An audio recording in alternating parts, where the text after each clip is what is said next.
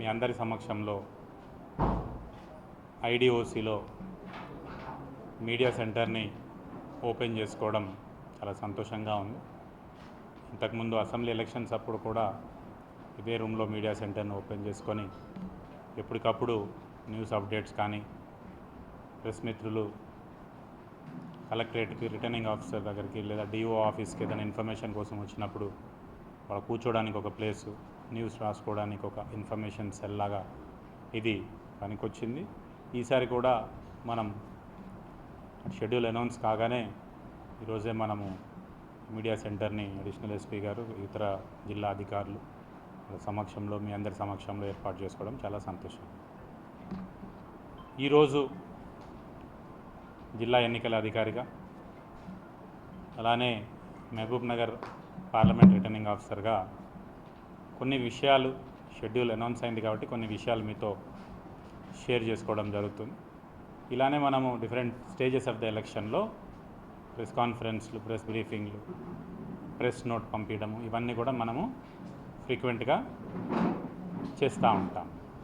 So ముందుగా ఒకసారి schedule కనుక చూస్తే మనకు announcement and issue of press note 16th March నాడు ఇవ్వడం జరిగింది. ఆ తర్వాత ఇష్యూ ఆఫ్ నోటిఫికేషన్ అంటే నామినేషన్స్ని కాల్ఫర్ చేస్తూ ఎలక్షన్ కోసము నోటిఫికేషన్ నాడు 18th April నాడు ఇవ్వడం జరుగుతుంది. ఆ రోజు నుంచి మొదలుకొని 25th April వరకు నామినేషన్స్ని స్వీకరించడం జరుగుతుంది. మహబూబ్ నగర్ పార్లమెంట్కి సంబంధించి ఇదే ఆఫీస్లో, కలెక్టర్ ఛాంబర్లో రిటర్నింగ్ ఆఫీసర్ ఆఫీస్గా కూడా దాన్ని నోటిఫై చేయడం జరుగుతుంది. అక్కడ నామినేషన్స్ని తీసుకోవడం జరుగుతుంది. స్క్రూటినీ ఆఫ్ నామినేషన్స్ వచ్చి 26వ తారీఖు నాడు, అలానే last day of withdrawal of candidature 29 April నాడు ఉంటుంది.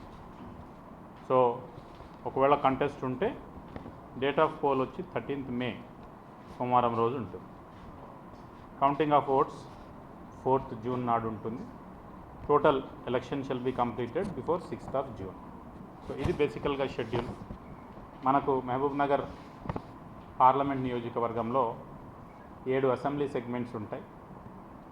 7 assembly సెగ్మెంట్స్లో 72 Kodangal, 73 Narayanpet, 74 Mahabub Nagar, 75 Jadcherla, 76 Makthal,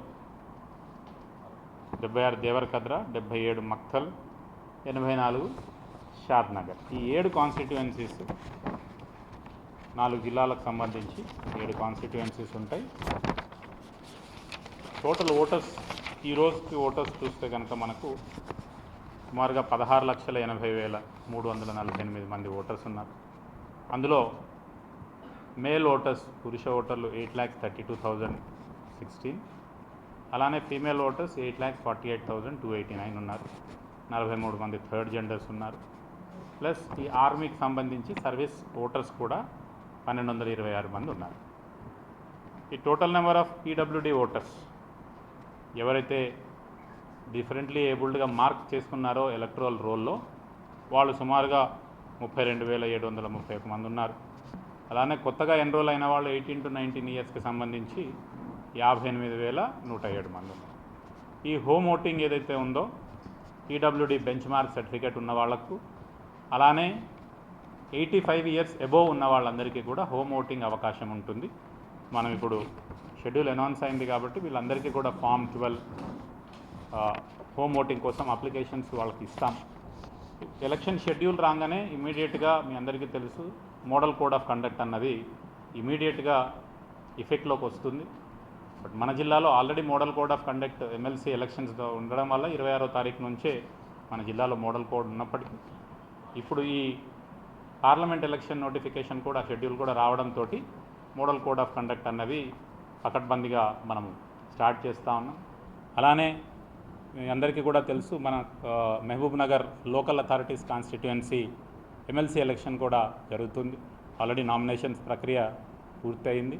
3 contesting candidates ఉన్నారు. మనకు ఈ 7 డిస్ట్రిక్ట్స్లో పూర్వపు 5 జిల్లాలు మహబూబ్ నగర్ ప్లస్ వికారాబాద్ అండ్ రంగారెడ్డి డిస్ట్రిక్ట్లో 10 పోలింగ్ స్టేషన్స్ ద్వారా మనం ఈ ఎమ్మెల్సీ పోలింగ్ జరుగుతుంది, 28 నాడు పోలింగ్ జరుగుతుంది 10 పోలింగ్ స్టేషన్స్లో. మన దగ్గర ఉన్న బాయ్స్ కాలేజ్లో దాన్ని కౌంటింగ్ సెంటర్ని, స్ట్రాంగ్ రూమ్ని కూడా ఏర్పాటు చేసుకోవడం జరిగింది. అరేంజ్మెంట్స్ కూడా అవుతూ ఉన్నాయి. సో అక్కడ కూడా మనకు ఎమ్మెల్సీ ఎలక్షన్స్ కూడా పీస్ఫుల్గా జరగడానికి అన్ని చర్యలు కూడా తీసుకుంటున్నాము.